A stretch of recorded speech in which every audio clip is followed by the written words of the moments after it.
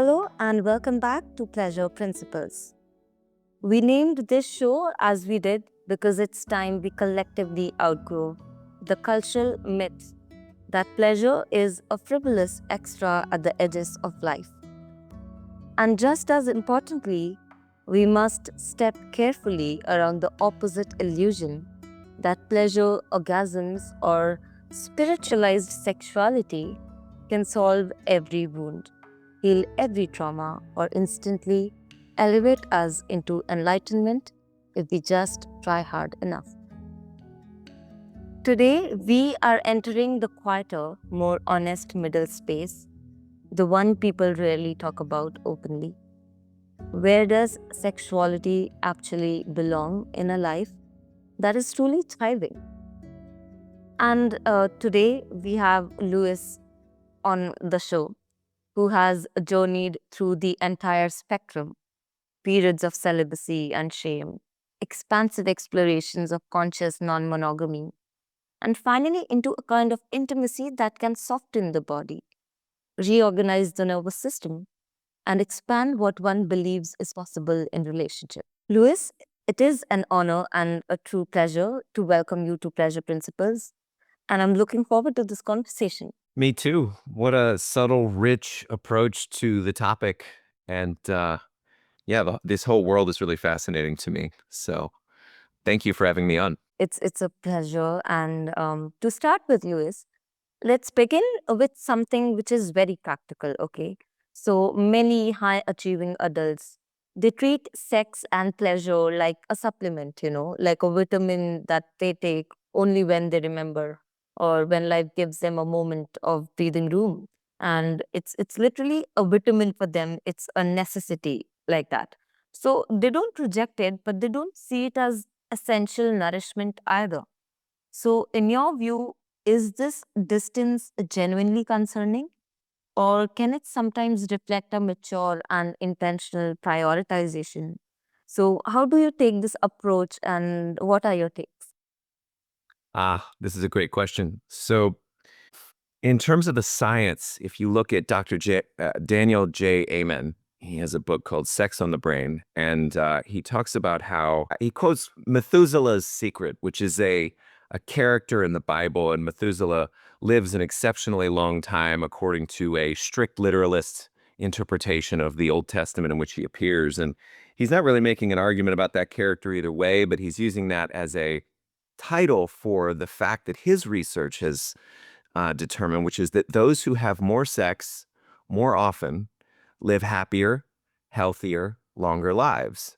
There are cognitive benefits, there are emotional benefits, and it seems like that is part of what we're here for. It's part of what we're here to do, whether by divine design or evolutionary psychology and human biology. It's pretty obvious that pleasure is not just a would be nice, it is a must have in the suite of behaviors and things to attend to that make us maximally thrive and flourish.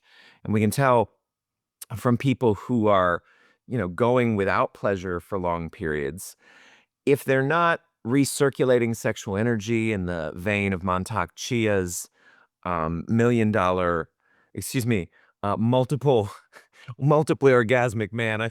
I think of his $1 million point, which is something he mentions in the books. It's one of the ways of doing that. But if somebody isn't recirculating or recycling or redirecting, I look at Think and Grow Rich, the chapter on sex transmutation. If they're not using that energy in a certain way to build or create, then it will torture them. It will torment them. And even in those systems, I think that there's an overemphasis on the spiritualization of pleasure. And I loved how you pointed to that in your intro. Um, like it's not the solution to all ills, and the complete transmutation of pleasure is not the ideal state for everyone. It is a gear that we're meant to be able to shift into. And so if someone is not available through discipline or practice or awareness to shift into that gear, well, then they're certainly missing a facet of life. But if they're not able to shift back into the gear of, oh, sex is nice, pleasure is good for you, it's healthy to pursue and receive and enjoy, and it's an individual proportion, right? What amount someone should be in either of these gears, and yeah, so that's the one side of it is how can we healthily integrate by allowing it up in awareness of the science and of the downstream consequences of like repressions, suppressions, shame, avoidance. And then on the other side, like our culture, you look at social media, you look at American media specifically. I grew up in America. I don't know how it is in India, but there's a overemphasis on the kind of pursuit of casual sex pleasure and um, sexual pleasure as its own good that leaves people hmm, chasing ass rather than their purpose, leaves men squandering their sexual potency and energy on porn. And it's been argued that, you know, for men who have a strong will and the capacity for basically penetrating the world with their purpose and shaking up those things that are dysfunctional or delusional about modern civilization, for those men who are not doing that, but rather in pursuit of pleasure to their own detriment and to the detriment of serving that purpose, well, they're walking around with empty balls and full stomachs and weak bodies and weak minds and weak wills, when in fact, I believe it is the divine design. And it's also an evolutionary, see, I see things from multiple perspectives here. It's also an evolutionary capacity that not every man activates. And so most men are walking around with, as I say, empty balls and full stomachs rather than full balls and empty stomachs, and the kind of hunger for bringing their full power online and their full capacity into the world. And again, even for those men at a level of high performance, like the men who I study under, who have the greatest relationships, or and also the greatest high performance, like 8-figure coaches who are making lots of money. These are in my personal circle. Like they're still having sex sometimes 17 times in a weekend or a single day, right? And that seems to be correct. It seems to be the case that Eros has that ability to consume and traverse us with that level of intensity and frequency, and that it can be done and allowed and nurtured and respected um, in a aligned way that does not take over or become sex addiction or pornography addiction or chasing infidelity and variety and novelty. And the last thing I'll say about this is that the the search for pleasure is not the same, or the allowing up of pleasure is not the same as the pursuit of orgasm or penetration. It can simply be touch or hugs or caresses or, um, mutual gaze. If you look at the tradition of tantra, the soul gazing, right? So many uh, people are overly obsessed with the kinds of pleasure activation and receiving that they see in pornography or media, that they're leaving so much that is more fulfilling on the table.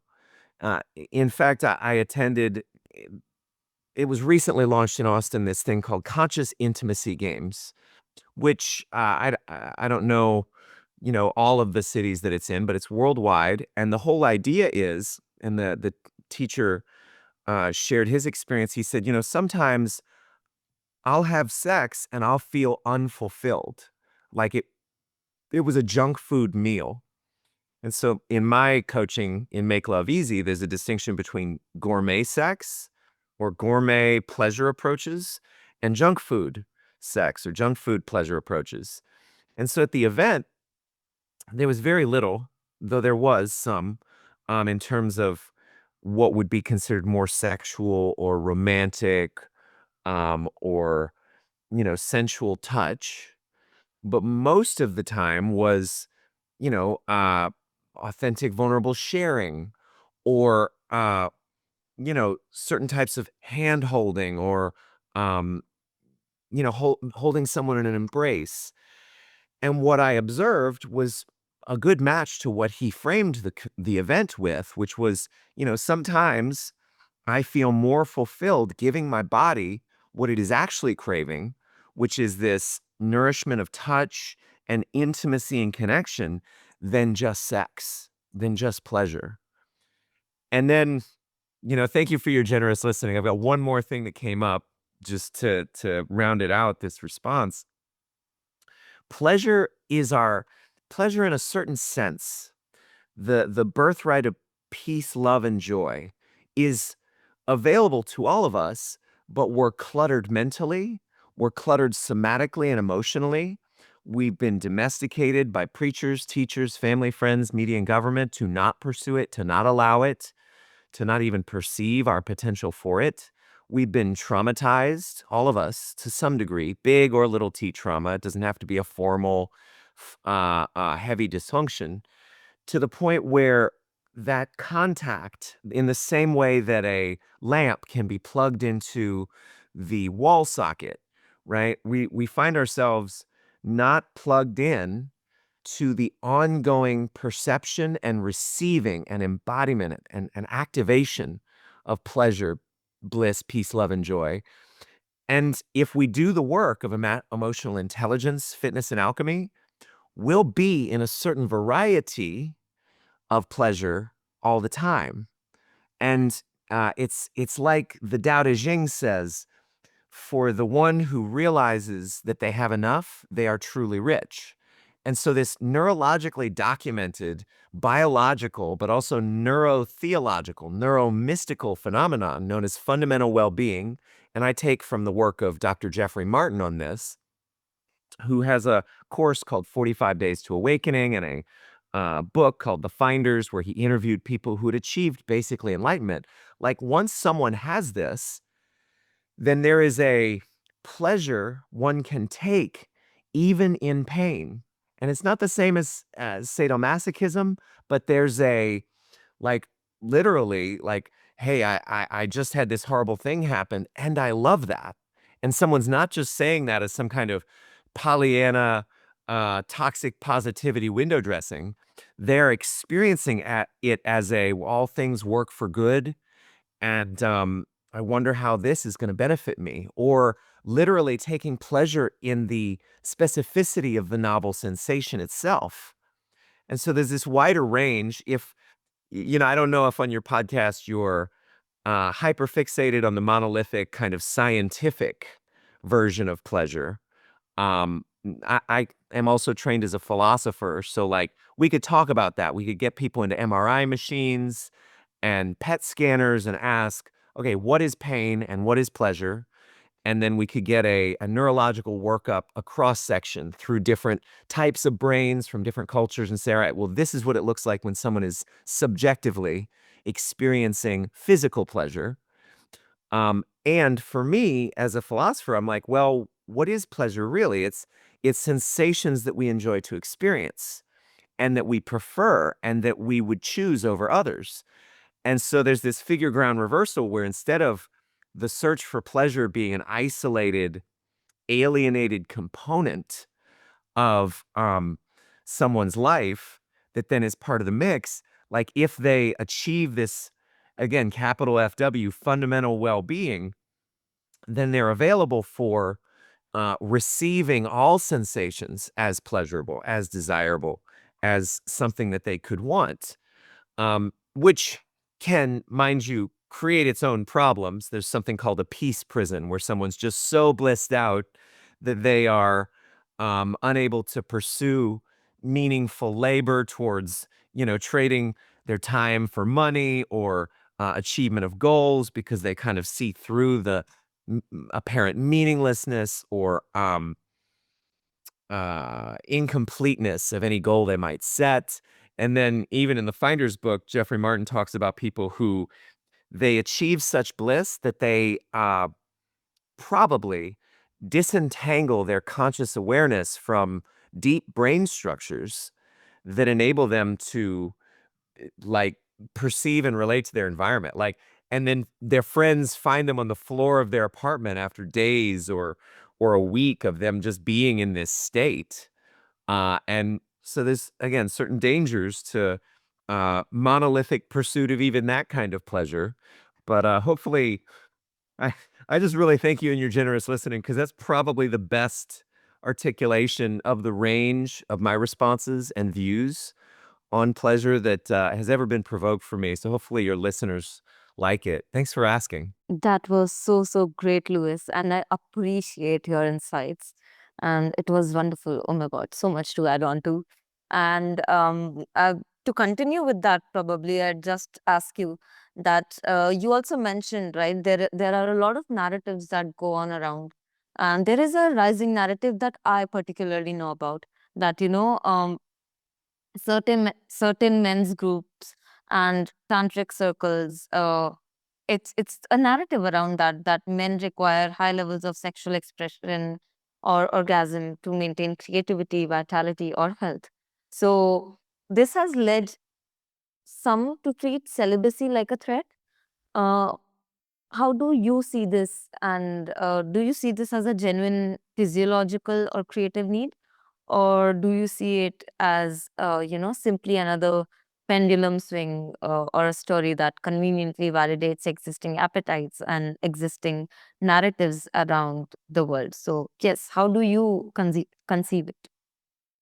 Oh my gosh, what a great question. So I see the distinguishing of one's individual relationship to pleasure as a facet or an aspect of life, to be an inquiry one must prudently pursue for oneself. So any sort of deductive reasoning based, like men need 4 orgasms a day, or like they need to ejaculate once a month. The science, for example, around the prostate says, all right, you'll decrease your uh, chances of prostate cancer if you have a physical release of ejaculatory orgasm once per whatever certain duration of time. And like, okay, I mean, there might be a minimum baseline. If you start looking at um, the work of the Taoist sexual alchemists, in, for example, quoted in the Multi-Orgasmic Man, they give guidelines. I don't know how scientifically based these are, or reliable they are.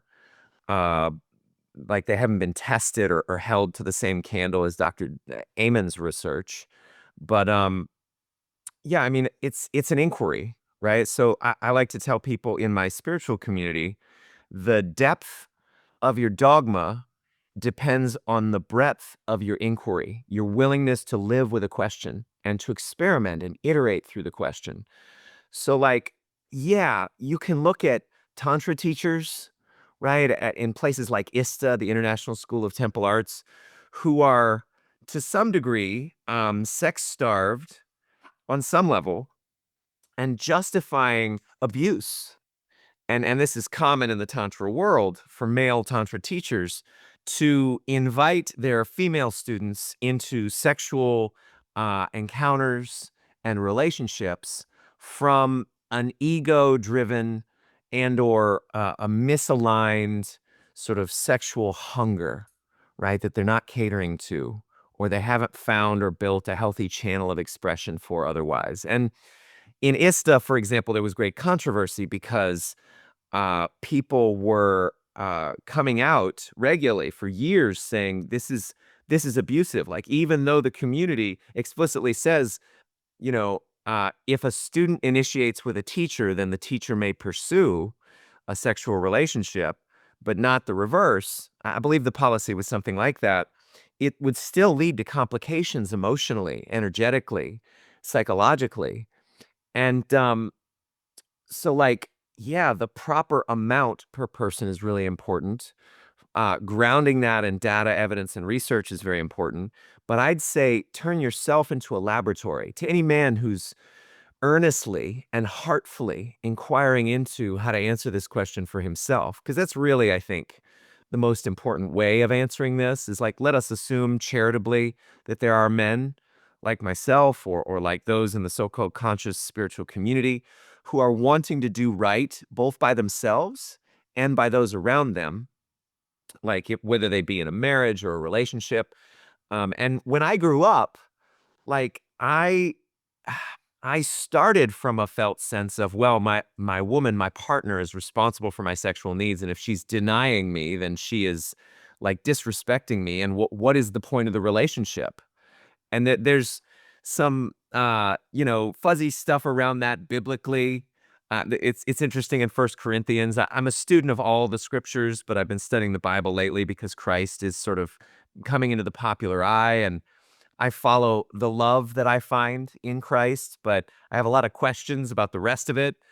Um, and yet in First Corinthians 7, there's this conversation for let not the man deny his wife, and let not the wife deny her husband. And so, really, the way that that's originally stated, I kind of like it because sex is a bonding agent. It can provide glue inside of a relationship. It can deepen intimacy. And it's not like disregard your own needs. It's like provide a channel for both of you to honor their own desires through one another. And so I was answering the question for the heartful, considerate man, like, okay, how often should he have sex, or what is his answer? We'll find out what he needs, which is going to vary depending on the amount of testosterone he's got running in his system, the amount of activity he's engaged in. There are Ayurvedic supplements, for example, that a man could take, which could improve his performance as an entrepreneur, but also increase his sexual need and desire. Stuff like Mucuna pruriens or ashwagandha, gokshura. And then, so some people are artificially upping their testosterone, and then that becomes its own beast, its own sort of thing to deal with. Much as when a man goes to work out and builds a lot of muscle, now he has to consume a certain amount of calories. Technically, it's not protein. That's a myth. It's an amount of calories to continue to feed the cells that sustain those muscles and a certain amount of activity. And so in a similar way, if a man is, and I used to do this, so I went from sexually suppressed to sexually overly expressed. I wrote a whole book of erotic poetry called As Casanova. And then I finally have sought more deep alignment. And this can be seen in my work more in the Treasure of Souls Touching, A Hurricane, a Pandemic, and a Stolen Car, or most recent, the bestseller in Sacred Sexuality, which is called A Creationship's Inception, Conscious Relating Through Polyamory, Entrepreneurship, and a Cult-ish. And in that book, there's a whole chapter called When Our Beasts Awake, which is about how nourishing it was for me to have basically every sexual desire fulfilled inside of the relationship that happened between me and my partner between 2022 and 2024, about which the book is a very slightly fictionalized recounting in order to um, keep the major players involved anonymous. Like anybody who did sufficient digging could probably find out, but it was a trope to kind of really honor my former partner initially, and then she gave me permission to say, all right, well, if you want to tell people that that's me, that's fine. I went to great lengths to painstakingly portray her lovingly, charitably, responsibly, and respectfully, even after I was going through the relatively harrowing and painful post breakup sort of heartbreak. And in any case, like there are certain ways in which if a see this gets into the conversation of we start from a man investigates for himself what he needs and gives it to himself and is fully responsible for giving himself what he needs. And that may actually be touch without orgasm. That may be sexual touch without orgasm, sensual touch, because he doesn't need pornography. Pornography is a codependent crutch that the nervous system is invited into so that, well, OnlyFans women can harvest men's sexual energy to extract money, or larger companies and corporations through Pornhub and YouTube and other places can harvest attention, right? And that there's side benefits downstream to those companies and corporations. They're not interested in human sexual thriving or flourishing. They're interested in continuing to push a certain perspective on what sexuality is.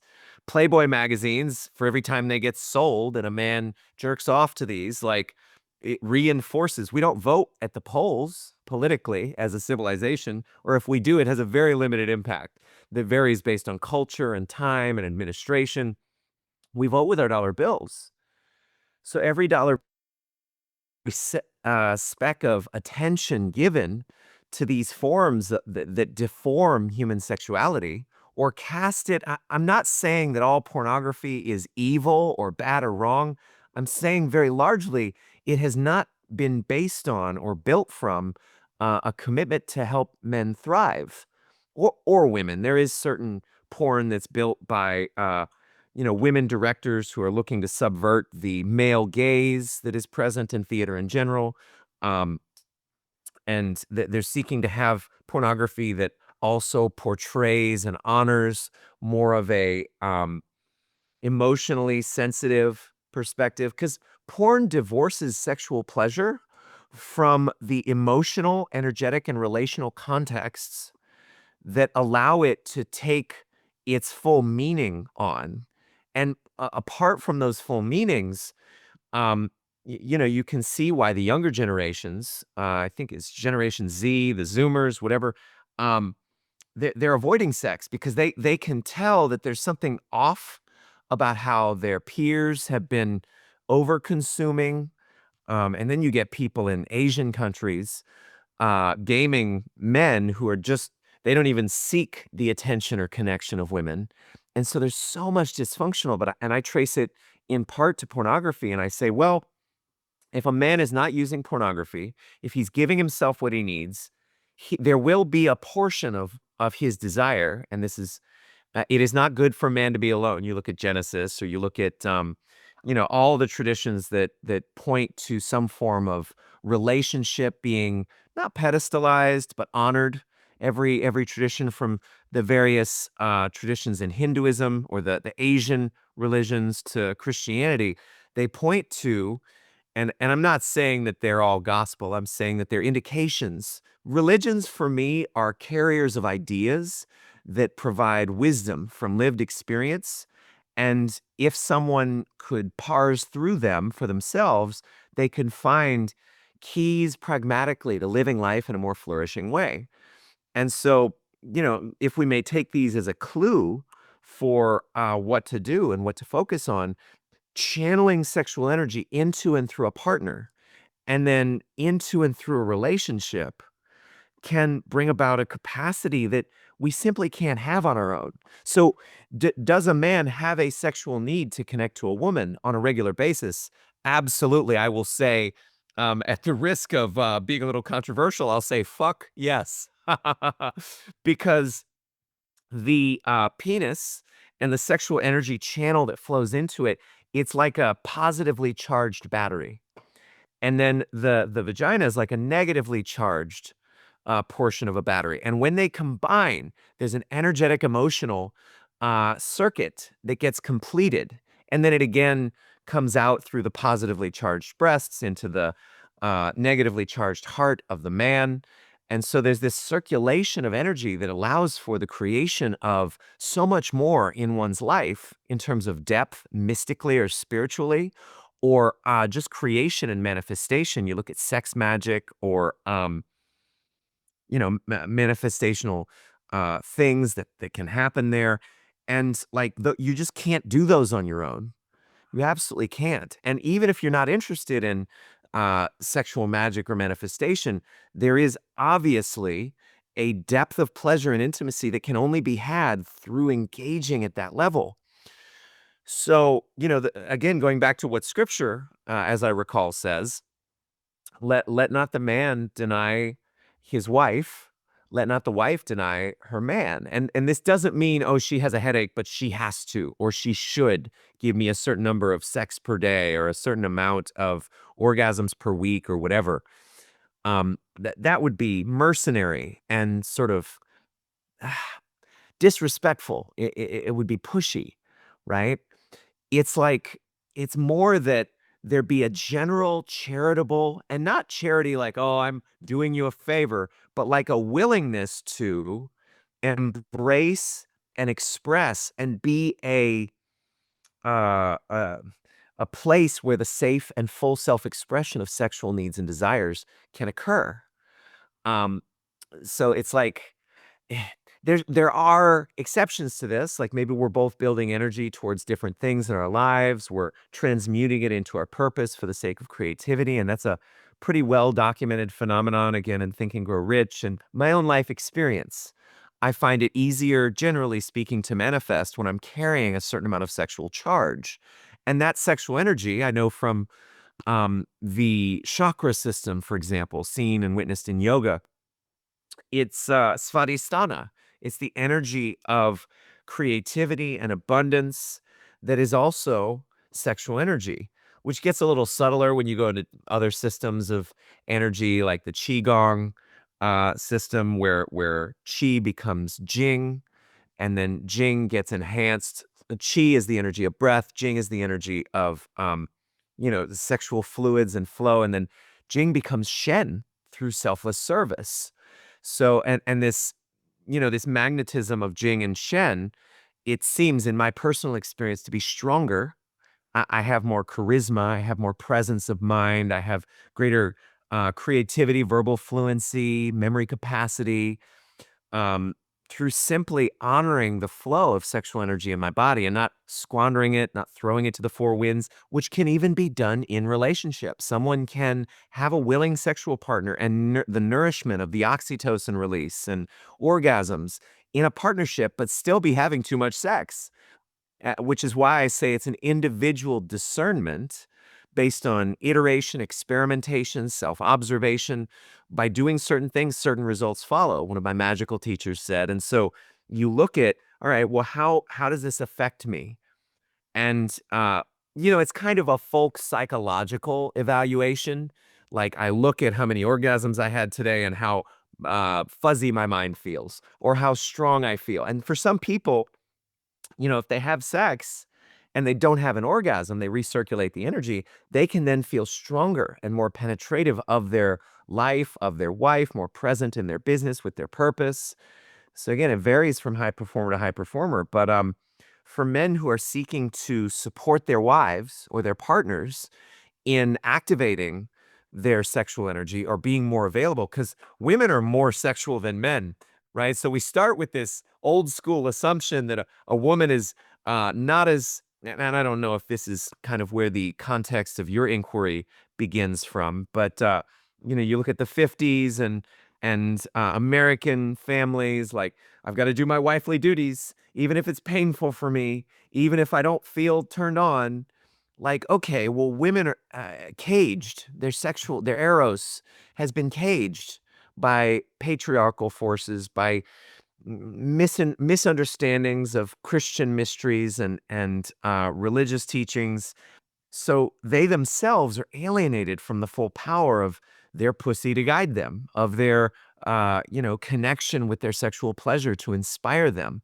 And so I think on both sides, there's a loving, sensitive, intentional, deep inquiry that needs to take place, where I inquire through experimenting and iterating and engaging with my body and allowing more expression there, inviting more expression, but not going overboard with it, and finding my healthy, unique, aligned personal flow, whatever that might look like. And again, I mean, you look at per partnership even, it could be a different healthy high watermark or a different guideline that then gets developed.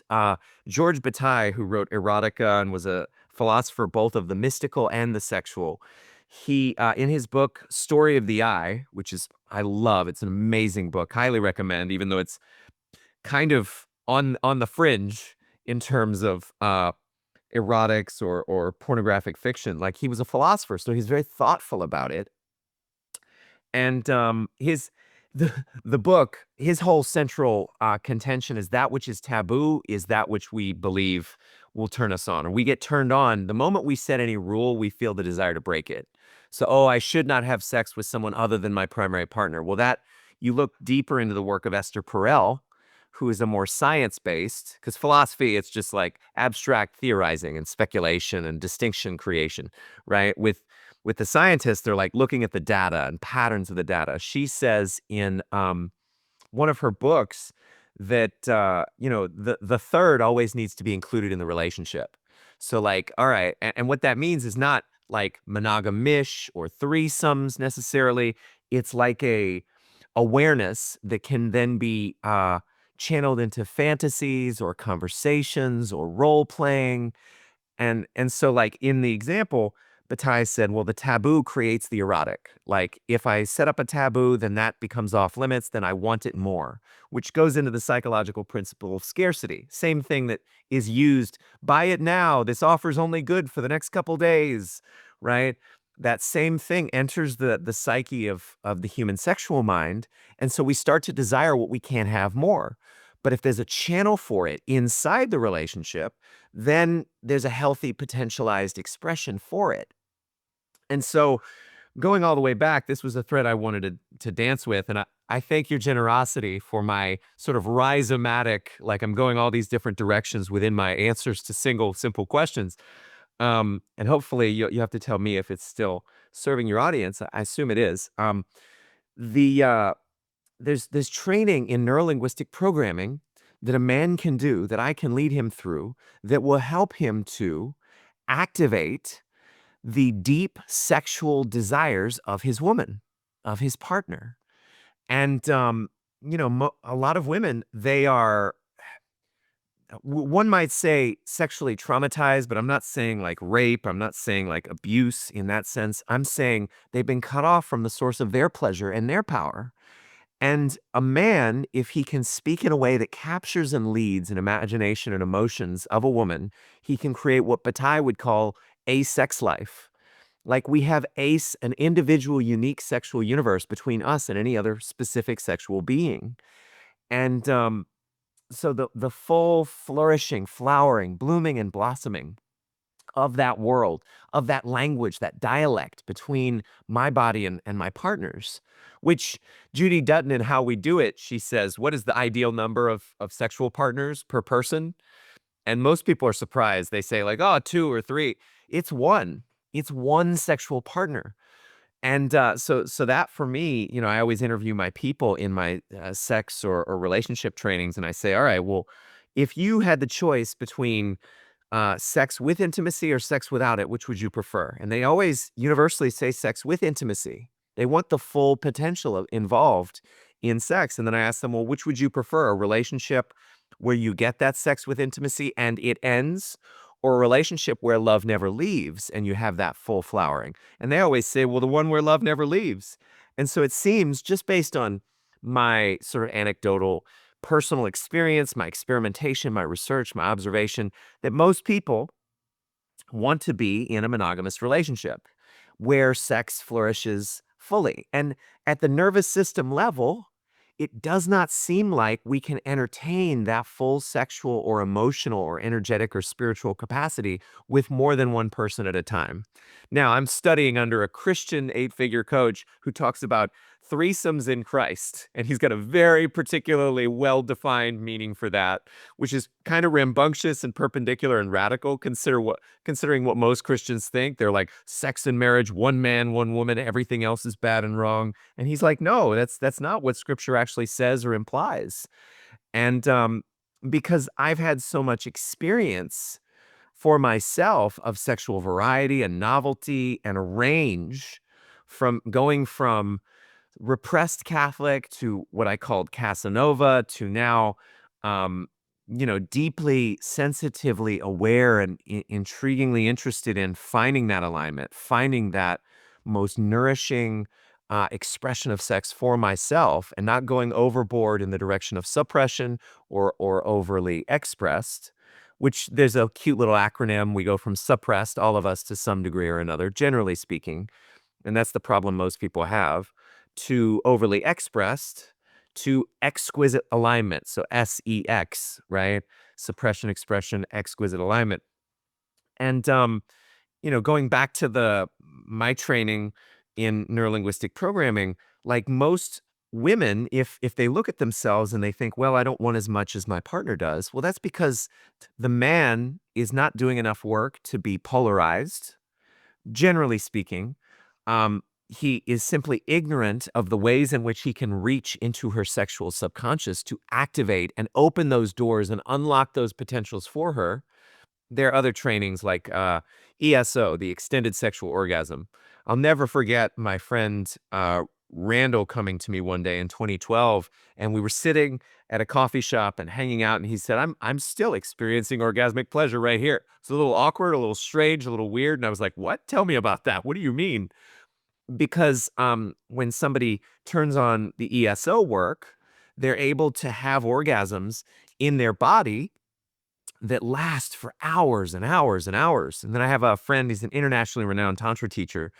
He's Scott McClure with Ecstatic Hearts Tantra. Highly recommend his work for people who are wanting to gain skill and power in harnessing and moving sexual energy. Though I'll also say this, I don't know about the ultimate spiritual um, consequences or fruit of tantra or various different religions. I mean, I favor Christ, and my nervous system seems to, and my spiritual body seems to feel best when I rigorously, not ascetically, but rigorously attempt to embody love and be careful with what spiritual forces I invite in. This is another problem with casual sex, is like you're plugging into the full world or sexual realm of someone else's connection, that like what they're connected to, what they're carrying in terms of limiting beliefs or energies or forces or potentially even demons. I mean, for me in the past year and a half, speaking as someone who's spent close to 20 years in the personal development space through theta healing and superconscious recodes and different modalities, like I've never experienced so quick and so efficient and so dramatic a change in my own body, palpable, visceral, obvious, evident, as when someone uh, like came to me and said, "In the name of Jesus Christ, I cast out these demons, all the demons of these different religions." And then a moment of like suicidal depression would turn and transmute into suddenly I feel at ease and grace filled and grounded in my body and clear in my mind and nourished in my heart.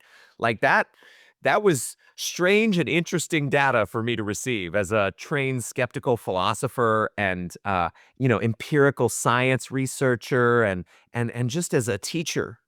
Really?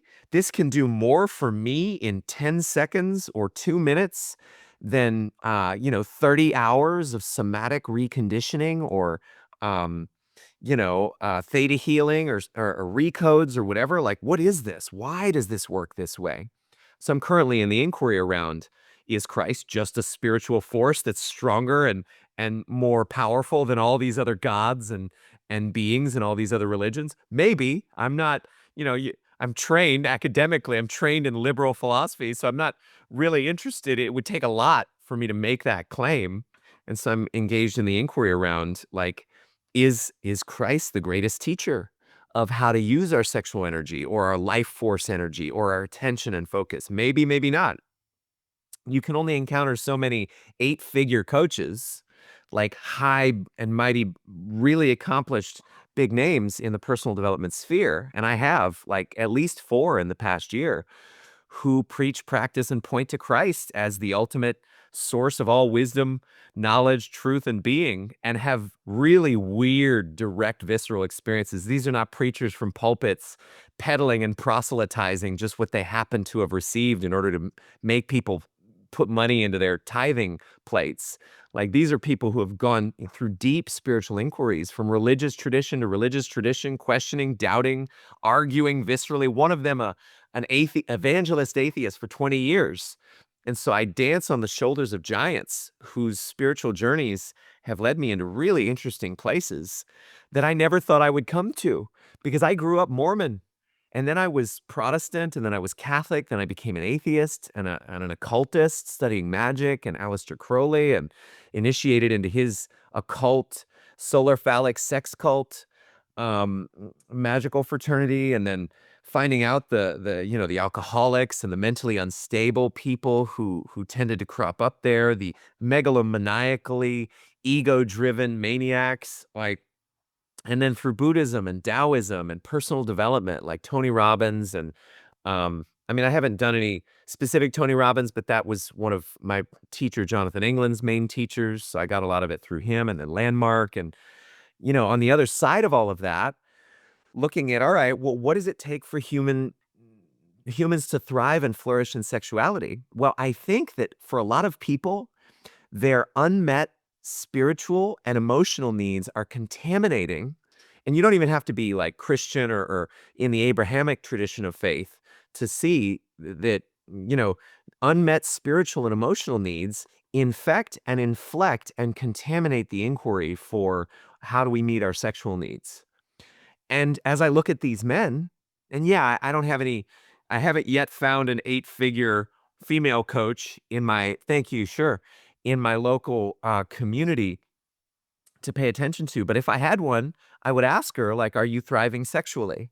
And you will know them by their fruits. I would ask her, all right, well, what are the spiritual practices and teachings that you step into, the spaces and places that you align with spiritually? And how can I derive principles from the recipes that you use in order to have my own proper and appropriate relationship to pleasure? Because it's not about dogma, it's about inquiry. It's not about, a certain spiritual tradition. It's about, how can I stop seeking, as most of the modern world is, to solve an internal problem with an external solution. An internal problem being, what is my spiritual alignment? What is my emotional health and well-being? What is my energetic health and well-being? And most people are going to porn, they're going to their partner, they're going to sex, they're going to the outside world. And it's a bankrupt place to point their attention ultimately. If we don't go within, we're gonna go without, in a real sense. And the more we go without, the more we'll experience being without. Um, so anyway, thank you for your questions. Thank you for your entertaining my wild wandering soliloquies here. You have any last questions? I know we're coming to the end here, or any last comments? Oh my God, we already talked about a lot, many things, and you've covered it all. And I'm glad that you did. And trust me, it was actually very insightful. And thank you so much for that. And I truly, truly appreciate your spiritual aligning with, pleasure and your definition of it, and the way you perceive it and conceive it as something which is not a daily errand, right? And thank you so much for that. Also, listeners, if today's conversation stirred something in you, numbness, curiosity, longing, discomfort, or even relief, don't just close this episode and move on. Take 10 seconds and text yourself one sentence about the clearest feeling or thought that arose. That small act of noticing is the first step on a very real map. And Lewis's book, Creation Ships, Inception, and The Treasure of Souls Touching, are linked in the show notes, along with ways to explore his work further if you feel called to shift from simply managing life to consciously creating it. This has been Pleasure Principles. I am Pragya, and thank you for listening.